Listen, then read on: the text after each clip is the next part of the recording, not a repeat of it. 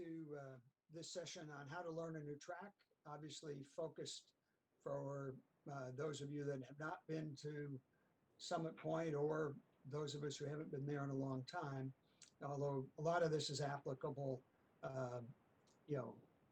even if you have been there before. The standard disclaimer that says if you apply something here and it doesn't work out, it's your fault, not mine. So what I'm going to go through again fairly quickly so that you can, we have time for the turn by turn. Pre-event preparation to get ready for a new track, some sort of mental prerequisites as you get ready to go on track, how to think about the priorities and the sequencing when you do go on track, some practical steps, and I'm going to repeat what I talked about in the Watkins Glen class about deliberate practice and how you can apply that at Summit Point. And then we will do the Summit Point turn by turn. So pre-event. First thing, I hope some of you at least have printed out some track maps so that you have them to take to the track and maybe even make some notes on tonight or after tonight. And this is sort of the first step you need to do, because most of the things that come after this don't make much sense if you don't know the corner numbers and whether it's a right-hander or a left-hander and that sort of thing. And a good test is, after you've studied it a little bit, is to talk someone around the track just with the corner numbers and is it a right or a left and that sort of thing. So that's maybe more important than it seems, but a really important prerequisite. The next step then would be to mentally drive yourself around the track. Close your eyes, drive some laps, open your eyes, and then draw the map. Or even better, draw the map with your eyes closed. But that visualization is really important. The turn-by-turn information that's on the website is useful both before and after visualization, because it should help you make notes of reference points, turn-in points, that kind of thing. And what better place to make those notes than on a track map? Same thing with a video. If you look at a video, yes, it can help a little bit with the line, but videos aren't that precise when it comes to the line. But it can, again, help you find more reference points and get yourself oriented. It may help understand some of the elevation changes and such. If you are fortunate enough to have access to a simulator, then run some laps, but your goal should be consistency. If you run enough laps to get consistent, then you've done a good job with the simulator. So that's sort of the steps to get ready in advance, and both while you're getting ready in advance, but also as you're thinking about driving on the track, got to be open-minded and trust yourself. I mean, somebody may tell you something about a corner that may work for them, it may not work for you. So know what your risk level is. It may be different than theirs. And be patient and methodical as you learn. And I'm going to give you some tools to help you do exactly that. And this is really important. When you get on track, don't try to go fast. Go slow enough that you can see as much as possible, and create for yourself what Dennis Macchio calls a visual photo. Ross Bentley has a different name for it, but it's basically you need to get to the point where you can picture what each corner looks like and should look like, so that if you arrive at a corner and it doesn't look like that, something's amiss. And if you try to go too fast too soon, you won't have that consistent visual mental picture of the track. And obviously, there is misinformation around. Hopefully not too many gurus trying to spread misinformation or things that work for other people and not you. But those are some of the kind of notes to yourself to think about in advance.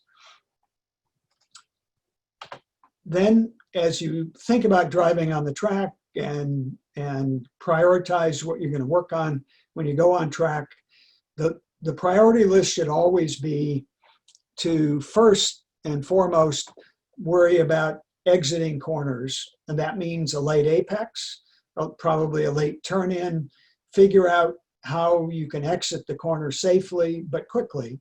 And you can always start with a late apex and move it forward a little bit at a time. Same thing with the turn in until you find where the exit works. And only after that do you want to work on the entry part of the corner. And then lastly, work on the braking.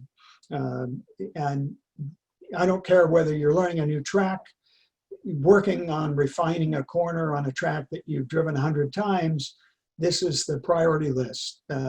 Yes, if it's a corner you've driven 100 times, the adjustments will be smaller, but it's still, this is the priority list. And I didn't make this up. This is what Skip Barber teaches. It's what virtually everybody who's a driving instructor or coach or school, this is the sequence they always focus on.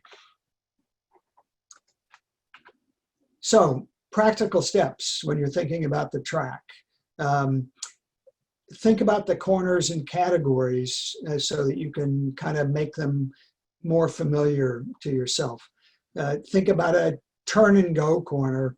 If turn one at Watkins Glen is sort of like that, right? I mean, we turn, we can get back on the gas, we can go. Well, there aren't a lot of those at Summit Point. Turn 3 might be the closest to that, although it's very different than turn 1 at Watkins Glen, and we'll talk about that. There are fast corners, which means we're going to do light braking. We're going to brake mainly in a straight line, minimum amount of trail braking.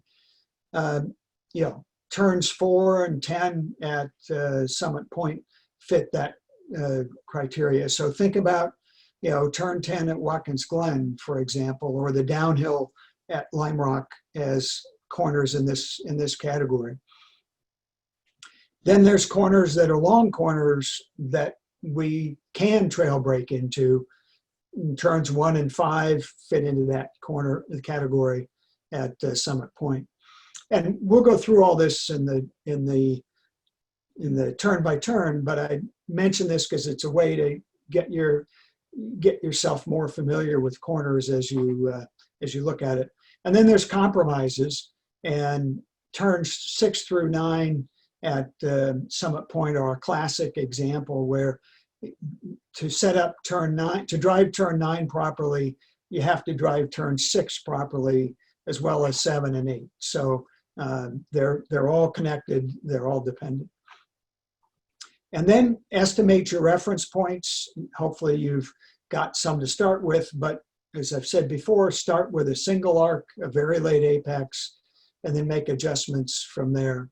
From there, you can make adjustments based on elevation, camber, curbs maybe. And curbs don't affect the driving too much at Summit Point, but to the extent that they do, then obviously you factor that in. And then it's an iterative process, adjust the reference points and so on until you get them to the point where they work for you. So this is a nice practical set of steps, that again, thanks to Dennis Macchio. Now, those of you that heard me talk about getting ready for Watkins Glen heard me introduce the term deliberate practice, and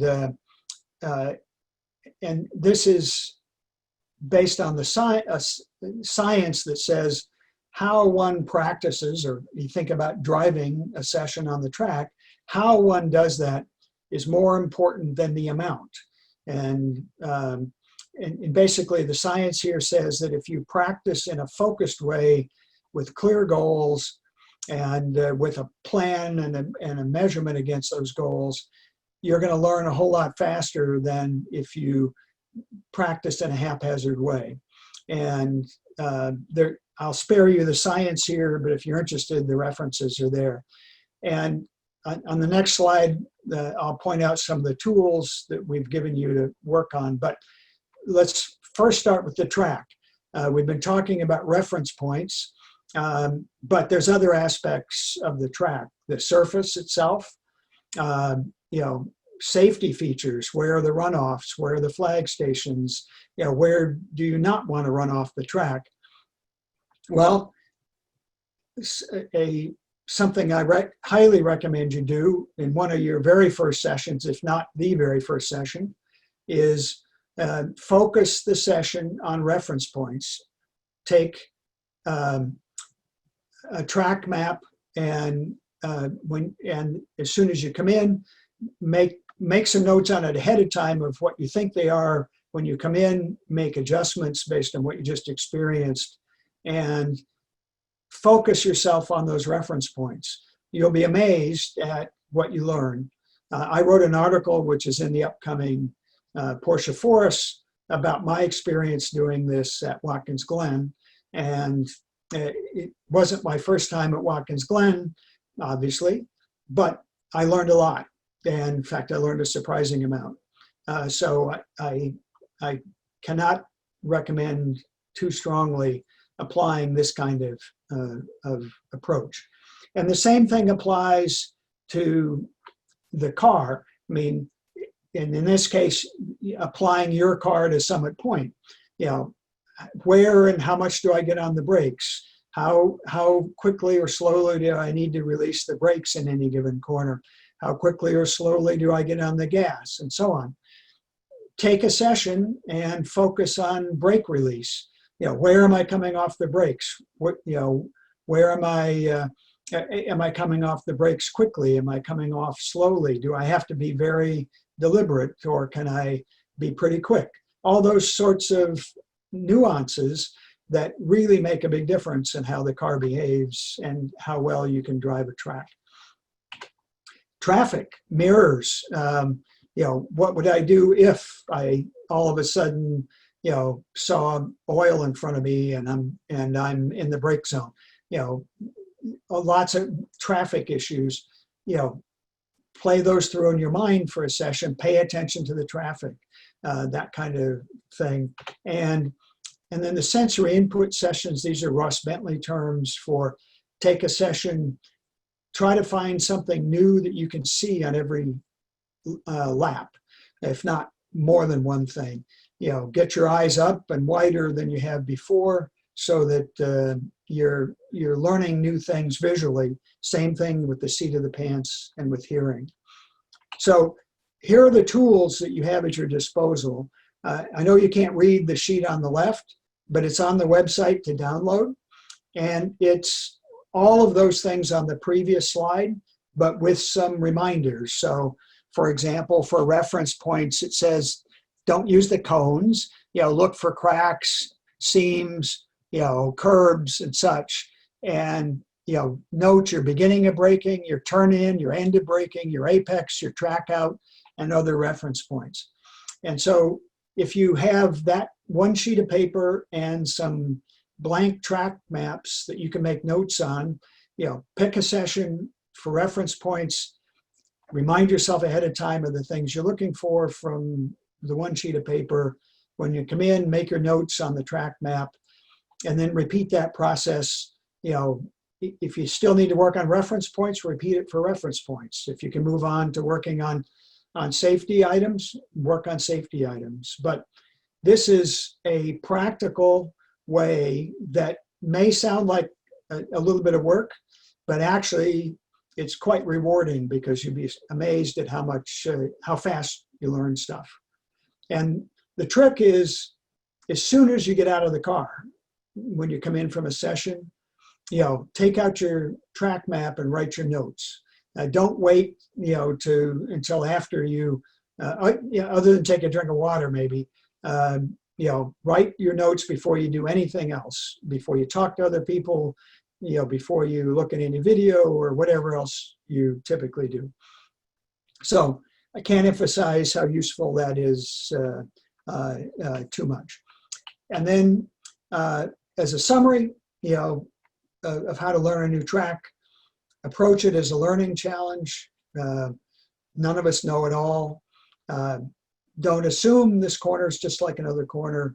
get that mental picture, do the prioritization right, make small adjustments, observe their effect, write down what you learn on the map, and keep it safe.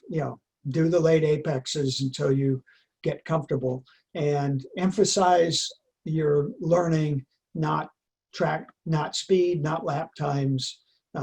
We all know what happens if we go out and try to drive fast. Not a good thing. If we go out and try to learn, we'll end up driving well, smoothly, and in the end, faster. Now, one kind of bonus thing, and this was also my Watkins Glen thing, if you want advice on techniques to focus on, over and above what already here, this is an article that the chiefs collaborated on early this year that was in Porsche Forest, 10 secrets to going faster. If you want some things to think about doing well, as opposed to going out to go fast, reread that article, which is also on the website. So with that, I'm going to pause, and if anybody has questions, just unmute yourself and ask, or type it in the chat box, whichever you want to do before I go on to the turn by turn.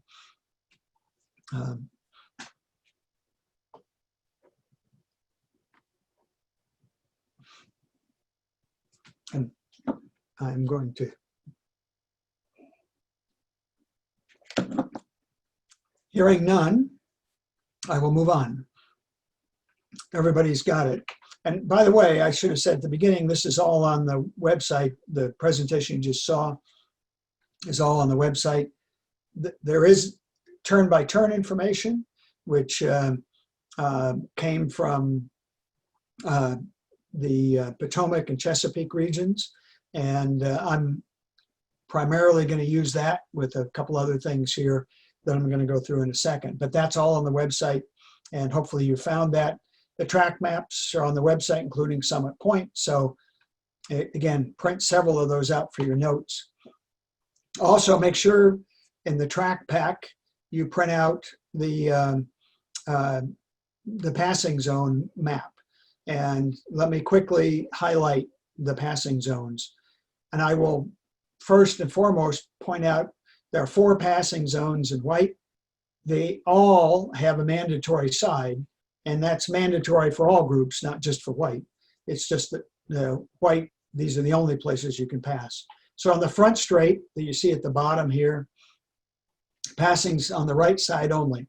On the zone between turns 2 and 3 on the left side, between 3 and 4 on the right side, and between 9 and 10 on the right side.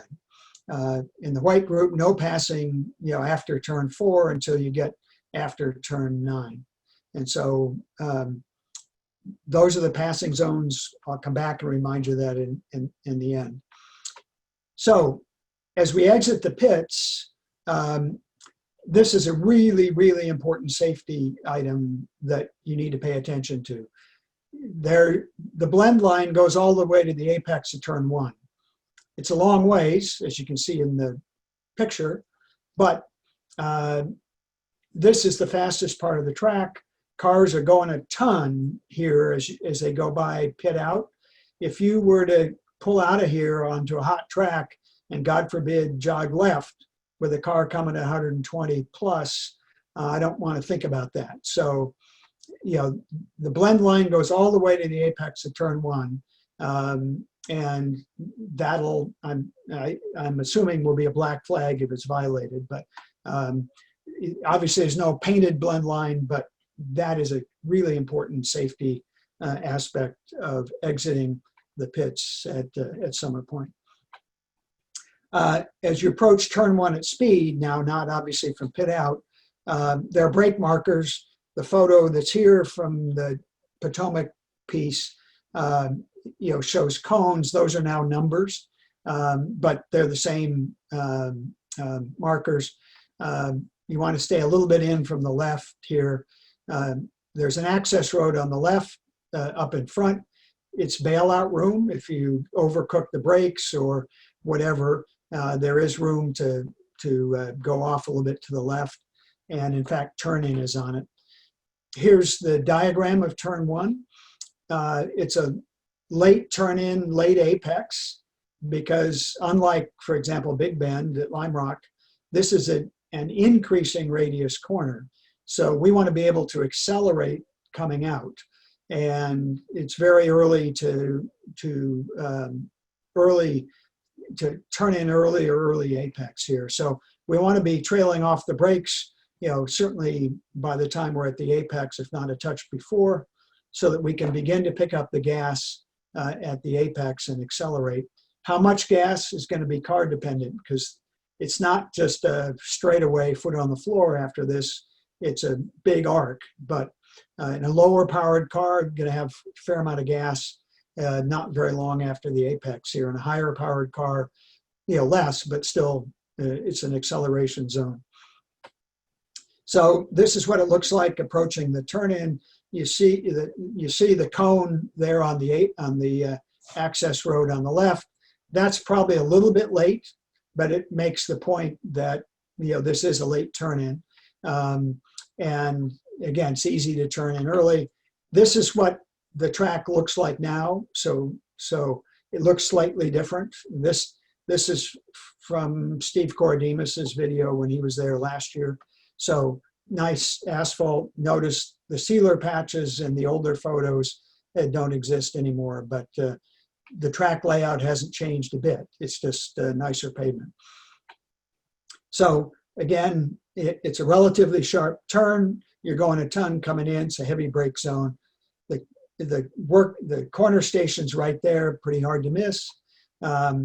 Again, avoid being early on the apex. Notice the car in the photo, right up against the curbing at the end of the curbing. So pretty late apex here, and we can trail into most of that. Exiting turn one, turn two really is just one big arc. It's really, it doesn't really count as a turn in the sense that you're just going to have the wheel turned a little bit and be feeding gas on as much as you can. And by the way, if you have questions as I go along, please jump in, because again, I'm going to go fairly quickly here. So track out of turn one is the road on the left. If you do have to turn the wheel a bit more or less, whatever, for turn two, it would be at about the same place at second access road. It's not clear to me. I'm not certain that the apex for turn two is that critical. I mean, you're going to be on the right side of the track, but you may or may not need to be all the way in on the apex. On the other hand, you do want to be track right because it is a passing zone on the left after turn two. And we want to be track right approaching turn three anyway. So again, you'll have to feel what works best for you and your car as you exit, as you drive through turn two. Turn three is a fast uphill turn, but has camber changes, which I'll talk about in a second. And at first it looks pretty straightforward. Turn in is kind of the beginning of that second road, roughly. But this is a dangerous corner. I have seen and heard of too many fairly serious incidents at this corner. So it can suck you in, and I'm flagging it as one of the more dangerous parts of the track. And the reason, or primary reason, is that as you begin to track out and are accelerating, the road levels out, and then the camber goes the wrong way as you cross the middle of the track toward track out. So if you get on the gas hard and early and are accelerating hard right at the limit, you're going to lose grip, and it may not be pretty. So, and the other thing, this is a fast corner. Some people think it's faster than it is, and they simply overcook it. So learn this corner carefully, treat it with a late apex and until you really get a sense of what's happening with you and your car on turn three. Here's the approach. you know, you've got this nice set of dashes on the right that you can use as references for a turn-in. And by the way, this is what it looks like now. So those dashes are still there. So you can pick wherever you're going to turn and pick a nice turn-in and head up the hill. The apex is fairly late on the curbing, as you see here. You know, we certainly want to be on the second half and probably toward the last quarter or so, especially as you're learning. And here you can see that as you're unwinding the wheel, you can see in the middle of the track that the road goes the wrong way. The road is crowned here, just like a highway. So this is just like what happens exiting the downhill at Lime Rock or the right-hander onto the No Name Straight, where you go from positive 4 degrees of camber to negative 4 degrees of camber. And that's a substantial difference in grip. So that's why this corner deserves a lot of respect. As we exit, we're going to diagonal our way across the track over the hill. You can see the track disappears over the hill, and you know, we're going to diagonal our way over there. However, this is a passing zone on the right, so if there is a car behind here, it's a fairly short passing zone, so you'll want to move to the left briskly as soon as you track out and give a pass signal quickly. Short passing zone, need to give the pass signal right away to use this zone. Turn 4 is the one that you couldn't see over the hill there. It's the fastest turn on the track, actually. And it's a lot of fun done right, but it's quite challenging to set up because there are no obvious turn-in reference points here, as you're going to see in a minute. And so it's going to be one of the harder ones probably to initially learn. It's a place where you want to do, depending on, again, how much horsepower you have, it may be a light brake or a little bit more, but it wants to be a gentle brake in any case. If you have a high horsepower car, a long light braking zone where you're coming off the brakes as you begin to turn in. Very little trail braking here, just enough to help your car turn and make the apex. We do not want to hit the curb here because we're fast and we don't want to upset the car. And so stay away from the curb and let the car track out for reasons I'll show you in a second. So again, you know, here's the approach as we diagonal our way across the track. Again, there's a flag station on the left, should be easy to pick up. As we go over the hill, now we can see the approach into turn 4. As you can see, you know, no obvious turn-in points. This is, you know, from Steve's video, so, you know, even now, probably even fewer references. There might have been some imperfections in the pavement or something earlier, but now just lots of asphalt and need to pick a spot to turn in. So here's what turn 4 looks like as we begin to approach it.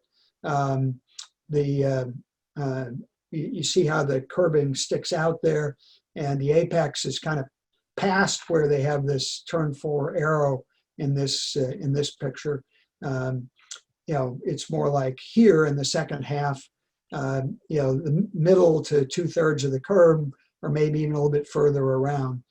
Certainly don't want to be early, because if we're early on the apex here and we're going fast at all, I guarantee you're going to run out of road. So you know, this is a good place to start late and work your way back. Here you can see in the older picture the height of that curb, and why I said you really don't want to hit it at high speed and push your car, you know, away from the curb and way offline. Now you can see in front here that turn 5 is right in front of us, is quite close, and it's a left-hander. And so one would normally think we'd want to get the car back track right exiting turn 4. But in fact, we don't want to do that. We simply want to let the car track out, carry the speed through turn 4. Don't compromise turn 4. Carry the speed, and that momentum will put us track, on the left-hand half of the track, maybe even all the way to the left, depending on exactly how much momentum. That's perfectly fine. Do not try to pinch the car back to the right here. Where the speed you can gain through 4 is substantially more than anything you'll gain by trying to set up 5, because 5 is a slow corner. We got to slow down a bunch anyway to get around it. So let's make hay through turn 4, and we'll be happy to take that and go through a slow corner afterwards. So turn 5 is a slow corner. We're going to trail brake into it. And turn 6, which comes almost right after it, it really sets up everything that happens between 6 and 9. And in 6, we're going to start getting on the gas, and we're going to carry that acceleration all the way through turn 9. So let's go through that in detail. As we approach 5, notice the car in front here. It's on the beginning of the apex curve, right? Even almost before the curbing starts. So that driver exited for track left and is entering 5, pretty much track left. Well, the apex of 5 is the curb. Just follow the curb around, okay?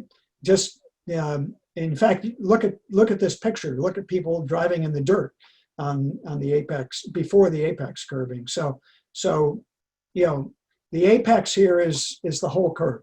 Just follow that curve right around 5. Again, slow corner, you can trail brake into it. Notice the camera car here, it's still in on the curbing at the end, or near the end of it. So we're going to follow that curve all the way around. Yes, we can accelerate out of it a bit. It's a very short section over to turn 6. And where to enter 6 is a question mark. I think it depends on you and your car. A lot of people enter it kind of center track, and some people will go all the way track left here. I think for most people that's probably not necessary, but this is one you'll want to experiment with. Put this one in your notes and try various approaches to set up 6, because while 6 itself isn't terribly fast, it is very important for what comes after. So I personally don't have a strong sense of which one's going to work the best here. My sense is it's probably about the middle of the track, but I'm really not sure. So 6, we're going to apex, our way half around the middle of the curb, and we're going to go ahead and track out it. And at this point now, actually, even here, we're going to begin to feed on a little bit of gas. Not a tremendous amount, but we can begin to accelerate.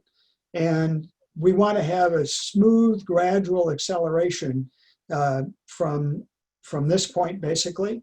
We're going to track out, as you can see up ahead here a little bit, and we're going to track out, kind of on the left, where you see the red and white curbing here, looking for the apex of 7, and it's pretty much one smooth arc done properly.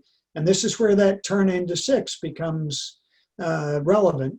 We want to make this as smooth an arc as we possibly can so that we can feed on gas smoothly and continue to gain momentum as we head into turn 7. Another look, from about the same place. Now, it's interesting, as we tracked out of 6, we were track left where you'd expect to be from that right-hander, and that's the turn in for turn 7. The track out of turn 7, however, which is a right-hander, yes, it's the turn in for track 8, but we're going to stay track right. In other words, we're going to take 7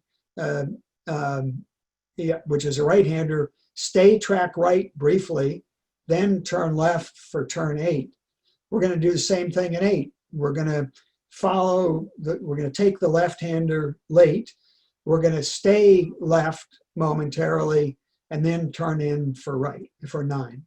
So for turns 7 and 8, the apexes are pretty much the end of the curve. This section demands smooth steering, smooth gradual acceleration, done properly. So here we see the late apex in 7. You can see 8 and 9 up in front of us. So we're going to apex 7 pretty late so that we can end up, notice track right here, exiting 7. We're looking at 8 as a left-hander up in front. Here's a view of the same section from Steve's car. Looks the same. Now a little bit further down, we can begin to see turn 8. Here's the turn 8 apex curbing. Look at all the rubber on the apex curbing here. Shows you where you want to be. Late on the curb. Notice where the car in front is. It's almost completely track left, getting ready for turn 9. So here we are, track left, getting ready to set up turn 9. Again, we're feeding gas on. Turn 9 is slightly uphill.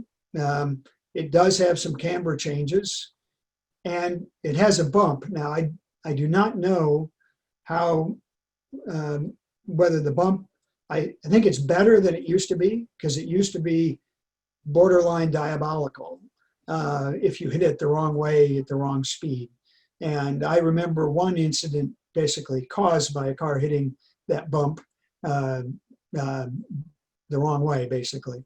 So until we all know better, and I don't know, we need to be mindful that there's a bump. It's a pretty fast corner if we've been feeding gas on as we're coming through the previous section. And in a lower powered car, probably going to be foot on the floor by the apex of 9 or not much after that. Not obviously in a higher powered car, but nonetheless a fairly quick corner. And the apex is fairly far around here. It's the second half of the curb. Notice if you were to apex this anywhere before the middle of it, you'd run out of road in a big hurry at this point. So again, this whole section, if you haven't concluded it by now, is really rewards precision and picking up the line and the rhythm properly. And it's a lot of fun done properly. Can be very frustrating if you get impatient early, because then you're going to be completely messed up later in the section. So here you see the second half of the curb, basically, which is, notice the car in front just left the curbing, basically a little bit before the end. So the apex is definitely, the latter part of this curb, and this would be an apex you'd want to run along for probably 10 or 15 or 20 feet.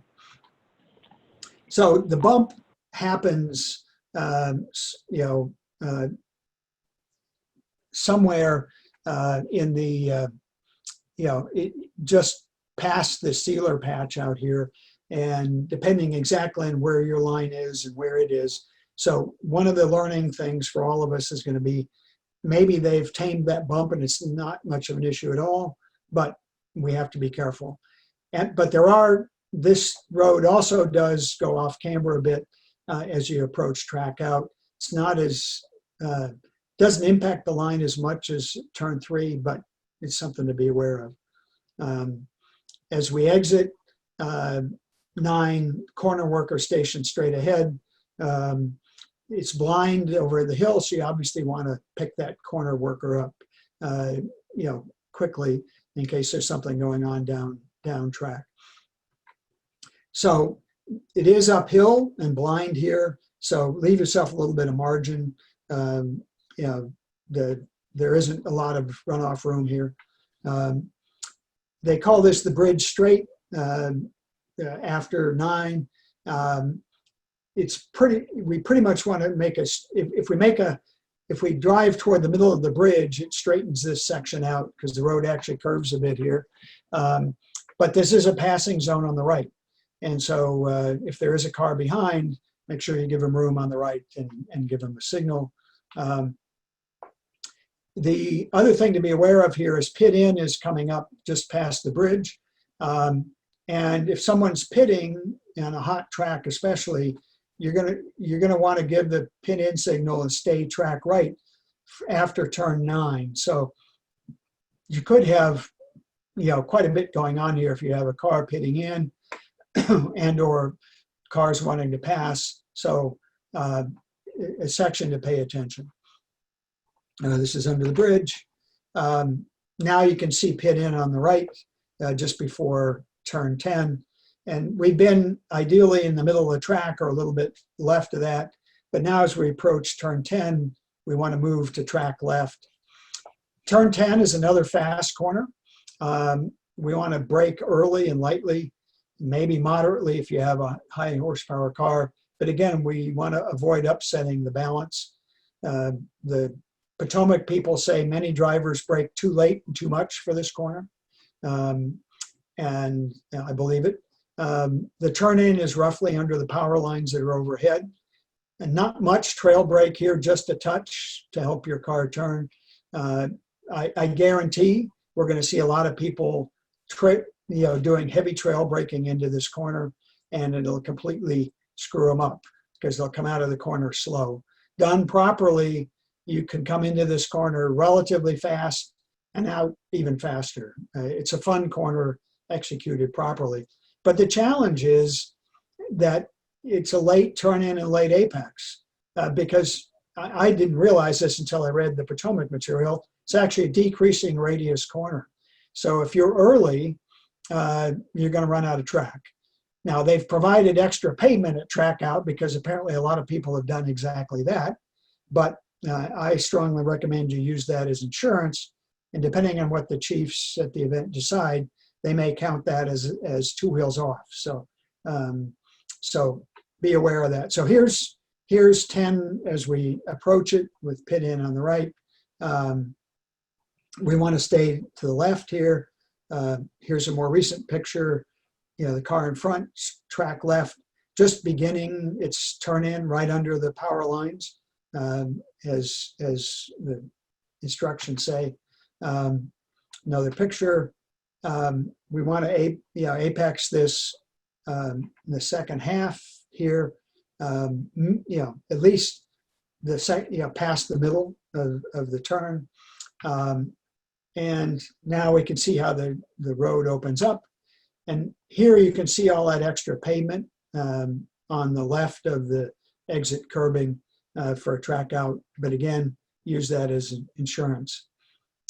And then the last thing to point out is in the past, and I assume they still do this, so I haven't been able to confirm it, there's a flag station sitting, it's really right here in the pits, basically, sort of not in one of the huts like you've seen all the other flag stations. So there may well be a flag worker at that point. So be aware of that as you come onto the front straight. That's an easy point to miss a flag. If you're busy giving a pass or taking a pass, you may blow right by that and never see it. The chiefs will not look on that kindly. There's no good excuse for that, but you've been forewarned to keep an eye out there. Okay, just to wrap up, remind everyone of the passing zones. Front straight, right side, 2 to 3 left side, 3 to 4 right side, and 9 to 10 on the right side. So, oops, come here. So just to summarize what we've been talking about, focus on learning when you get out on the track, late turn-ins, late apexes, then adjust. Long brake zones, don't try to brake hard or late. Give yourself plenty of comfort going into the corners. Some of the reminders about the corners: turn 1, avoid an early apex. Turn 3, be cautious going over the hill. Turn 5, we sacrifice turn 5 to carry speed through turn 4. Turns 6 through 9 are a connected sequence, smooth, gradual acceleration. Turn 9, we want to watch the bump. Turn 9, avoid braking too much, too late there, brake early and gently. And I think everyone saw this in the track pack, and in Tom's email, but for those of us who haven't been there a long time or at all, there will be an initial session on Monday morning under yellow flag to drive at reduced pace to get a sense of what the track's like with no pressure from traffic or anything else. So if you are inexperienced at Summit Point, obviously that's going to be a great opportunity to see what the track looks like, from your car, and begin to get a sense of at least where things are visually, and I think that'll help. All of us get familiar with the track. So with that, questions, comments, other things I didn't touch on? Very helpful. Okay, good. I have one comment to add. You talked about driving turns 6 and 7 basically as a long continuous arc. Yep. And that's my experience has been that's just a great place to pay attention to throttle steering around that arc. I think Doug, that sounds right. Yeah, it does sound exactly right. You can drive pretty much that whole arc without moving the wheel. Yep. Which is one of the reasons why it's a lot of fun to drive. So Yes, it is. So somebody said they give a pass signal between turns 5 and 6. Well, in expanded passing, you can do that. So in the black and red groups, that will be allowed. It will not be allowed in the white run group at this event. So and unless the chiefs look at it and decide they want to, but right now the plan is expanded passing by all means, but not in the white run group. Other questions, comments? Nobody's going to get lost, right? Bill, you pointed out the curbing in one location, but it looked to me like the curbing was pretty steep throughout the track. Is that correct? Yes, in most cases it is. It is not quite as hard to deal with as the curbing in Lime Rock, but it is not, friendly curbing in the sense that, most of us are going to want to run on it. It's going to be, but it is the kind of curbing that in the slower corners you can brush up against and not cause any particular problem. So I encourage people to make sure they're on the apexes by occasionally brushing it every few laps. But no, I'm not aware of any of this curbing, with a possible exception in 8, where one would really want to drive on it very much. Now, the race cars, a set-up race car, and probably can drive on a bunch of the curbs, but most of us probably shouldn't be thinking about that. Now, that said, I haven't been there in a long time, but that's my read of what I know so far. Anything else? So, Bill, not having been there, the pit out and the apex for turn 10 look pretty close.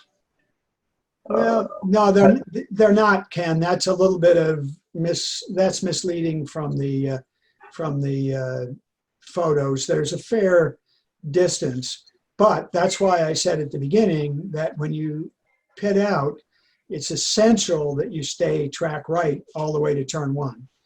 Indicate your commitment. I'm sorry? Indicate your commitment to pitting out. Are you? Or pitting in. Are you talking about, oh, you're talking about entering the pits. I'm sorry. I understand what you're saying about if you're going to pit in, get committed, stay right, Yes, and get committed. Yeah. yes. Okay, that sorry, Ken, I misunderstood.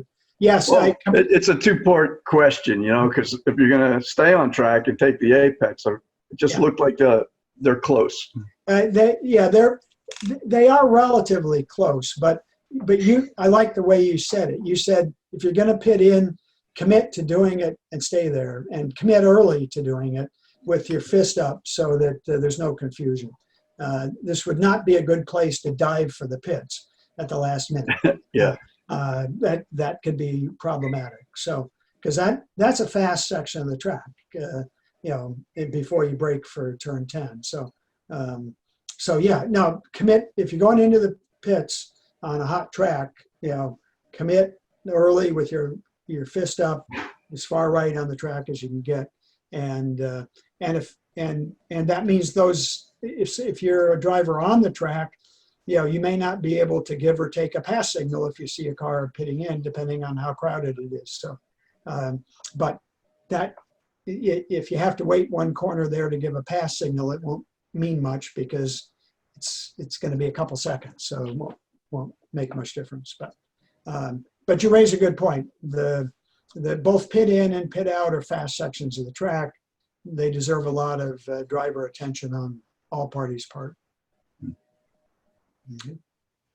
Well, it looks to me like sort of the exit of turn 2 is kind of a natural place to point someone by on the right if it's early, but it sounds like you don't want people doing that in any of the run groups. That's the current plan, and we'll see how that works. But the problem if we allow that is we could end up easily with crisscrossing problems. And when I've looked at Steve's and other people's videos and such, most of the passing happens on the left. Yes, maybe if there's a car right behind, one would have to pause a second to give the signal, but I don't think it's going to be an issue. But there may be some adjustments as we get experience there. But right now, all of the chiefs have a bias, to mandatory side passing because it avoids, what can be dangerous crisscrossing traffic that we've all seen happen one too many times. Right. Okay. Going once, going twice, anything else? All right, well then I will see all of you at Summit Point. If you have any questions or if you saw something tonight that you don't find on the website or whatever, let me know via email or however, and we'll fix that. But I think you won't find all of these turn-by-turn notes on the website, but you'll find the Chesapeake stuff, which is similar, but I kind of condensed some of it and added what I knew that we wanted to emphasize. So thanks everyone for attending. Drive safe getting to Summit Point, and we will see you either Sunday or Monday. Thanks, Bill. Thanks, Bill. Thanks, Bill. Nice job, Bill. Good evening. Great job. Great Welcome. track.